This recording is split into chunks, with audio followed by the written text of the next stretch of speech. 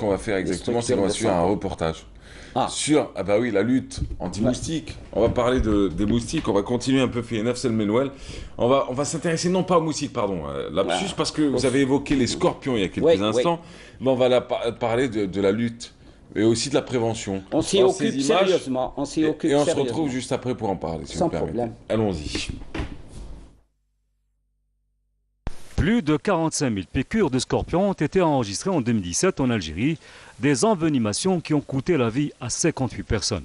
Un chiffre en nette augmentation par rapport à 2016, d'où l'urgence cette année d'anticiper et de prendre en charge le problème avec sérénité et efficacité. C'est le travail de l'Institut Pasteur qui a procédé cette semaine à la distribution de près de 80 000 doses de vaccins au profit des établissements hospitaliers du sud du pays. On procède aujourd'hui à la distribution des sérums antiscorpioniques selon les recommandations du ministère de la Santé et selon les besoins des wilayas concernés. Je représente l'établissement hospitalier de Ras Layoun. Je viens chercher notre quota de vaccins antiscorpioniques dont on a besoin dans notre établissement et toutes les communes limitrophes de la nôtre couvertes par notre hôpital. Je peux vous dire qu'on en a vraiment besoin car dans notre région, on compte au moins une piqûre de scorpion par jour. Le vaccin est produit après l'extraction du venin de scorpion, un venin dilué et injecté dans le sang des chevaux, qu'on récolte ensuite pour en extraire uniquement le sérum, qui est l'élément de base d'où est produit le vaccin antiscorpionique. Cet appareil procède à la séparation du sérum du reste des constituants biologiques du sang du cheval, comme les globules rouges, qui sont tout de suite restitués dans la circulation sanguine de l'animal. Donc, dans ce sac, le sérum est brut.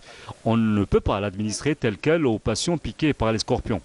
Il doit être tout d'abord envoyé à un laboratoire à l'Institut Pasteur où il passera par toute une batterie d'examens et de traitements pour produire le vaccin antiscorpionique. Véritable problème de santé publique en Algérie, les envenimations scorpioniques demeurent un vrai cauchemar pour les populations du Sud. D'où l'implication des services de santé qui poursuivent leurs actions de sensibilisation à travers les wilayas du sud du pays sur les risques d'envenimation par les piqûres de scorpions et leur prévention, notamment en période estivale. Karim Haïfa sur Canal, notre collègue de la rédaction de l'information qui parlait donc du vaccin antiscorpionique, du sérum aussi et de la prévention, surtout dans les régions du sud. Il a fait très chaud ces derniers jours, docteur Benachnou. Il y a plus de 5, voire 6, voire peut-être même 7 wilayas du pays du sud qui ont qui ont franchi la barre des 50 degrés. Et on sait tous que c'est l'une des températures préférées pour beaucoup de petites bébêtes assez sympathiques qui aiment rendre visite aux hommes quand ils ne se rendent pas compte qu'ils sont là.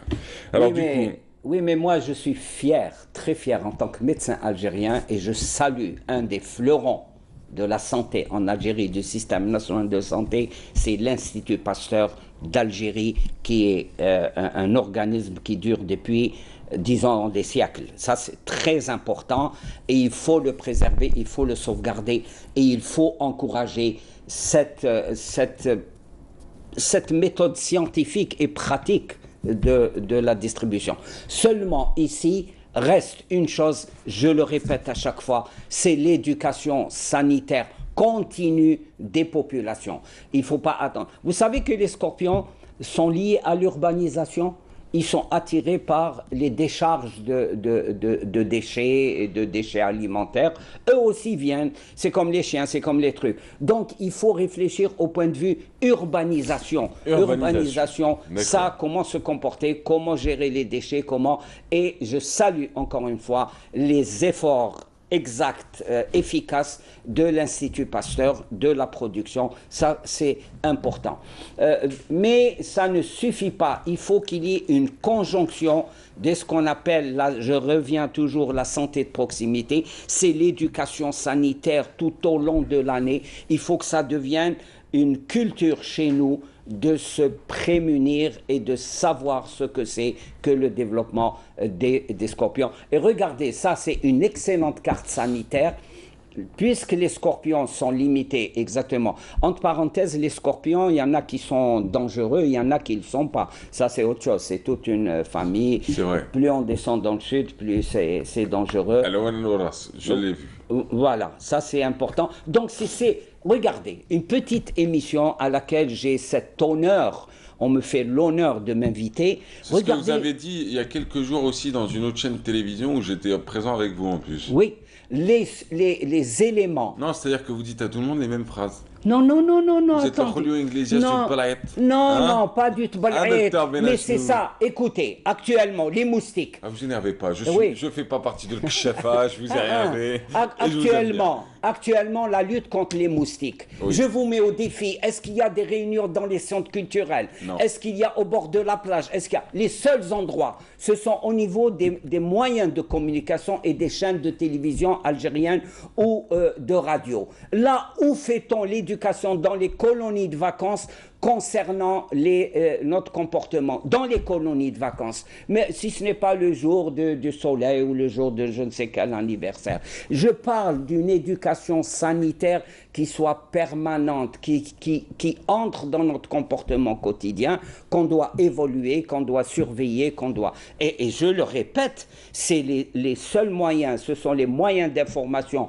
Par exemple, Canal Algérie fait ça régulièrement, c'est ça, c'est cette pérennité dans l'éducation sanitaire.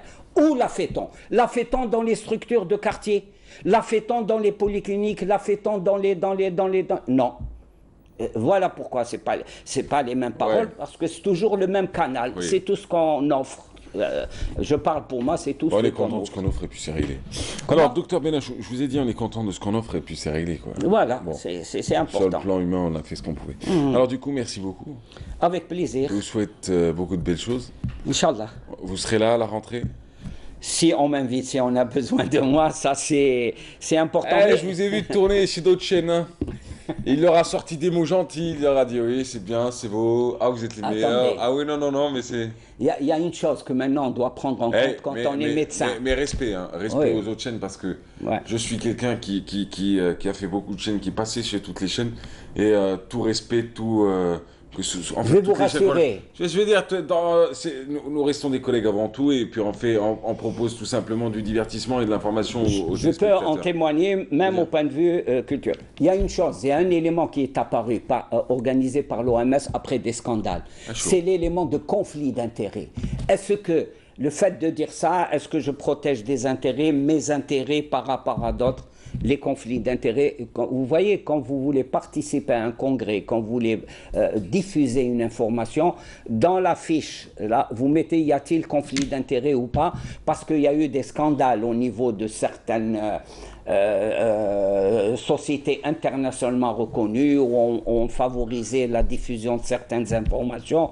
Non, Bon, croyez-moi, c'est dans mon esprit, je suis pour la santé publique. J'ai été élevé, ma génération, pas moi, ma génération a été élevée pour la protection sanitaire de la population qui a souffert Monsieur- dans Très le bien. temps. Monsieur, bonnes vacances. Merci. Check pas de là comme ça. Et on fait ça.